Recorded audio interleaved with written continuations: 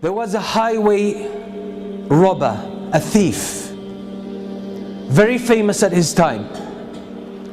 He was in love with one girl, and he had the habit of sneaking into her house some way and watching her, observing her for some time.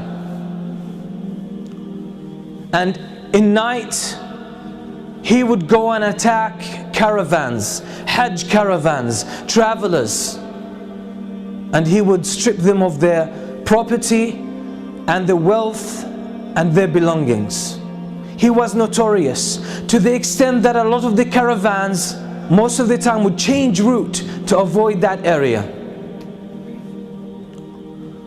One night he climbs up the wall of the house of that girl that he loves, and he sneaks into the house, and as he was making his way into the house, someone was praying Qiyam al-Layl. Someone was standing before Allah subhanahu wa ta'ala and praying at night alone, reciting the words of Allah subhanahu wa ta'ala, أَلَمْ يَأْنِ لِلَّذِينَ آمَنُوا أَن تَخْشَعَ قُلُوبُهُمْ لِذِكْرِ اللَّهِ. Hasn't the time come yet for the believers that their hearts pay heed and feel humility to the words of Allah? Hasn't that time come yet?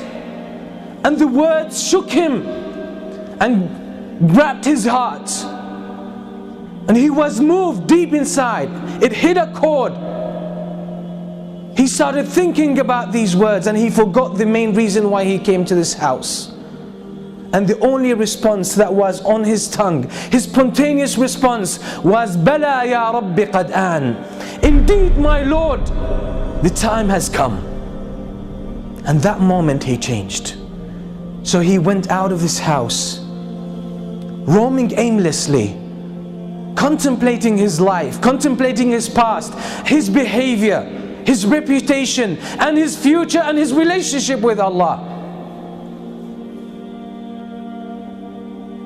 He ended up with a group of people who gathered together, and they lit a fire, and there were travelers, strangers. He asked their permission to join them. He sat with them, and they were disputing whether to spend the night there or to carry on their journey. And one of them said, we should stay here because there's that famous thief, that famous robber.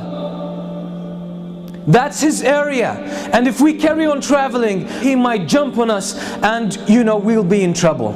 So let's spend the night here, then we will set off in the morning. And the name they mentioned, the name of that thief, was this very person. It made him think to himself, what did I do that people fear me that much? What kind of curse I have become to humans, to humanity, that people don't even feel safe about their lives and about their property because of me. All of this made him question his life, question his way of life. And then he made the decision that I will change, because it's my responsibility. It's not someone else's responsibility to change me and set me on the right course. It's my own initiative, and if I don't take it, it might never happen, and I will face the consequences on the day of judgment. And that's exactly what he did, and he became one of the famous scholars, one of the famous worshippers in the history of Islam, and that's Al-Fudayl ibn Iyad. That's the story of Al-Fudayl ibn Iyad. Until today, the books that talk about our relationship with Allah subhanahu wa ta'ala, how to purify ourselves, how to become better Muslims, better believers, have dozens of his beautiful statements full of wisdom. Who was one day a thief, famous one. What does that tell us? Is that it's our responsibility to change. Life in general is about change.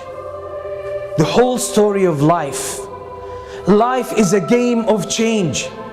You will never be the same person next year. You'll be different. But the question is, which direction have you taken? That's what Imam Shafi'i used to say. There's no standstill in this world. There's no standstill in this life. You can't stay who you are. You're either moving forward or going backward. So if you are not keen about moving forward, you'll find yourself going backward. Because if you don't change yourself, Shaitan is working full time to change you. That's his vow. That's the goal of his life. He dedicated his whole life for you, just to destroy you, to make sure you end up in the hellfire. So if you don't counter that, his momentum will carry you, or you will get carried away, and he will take you in the direction he wants.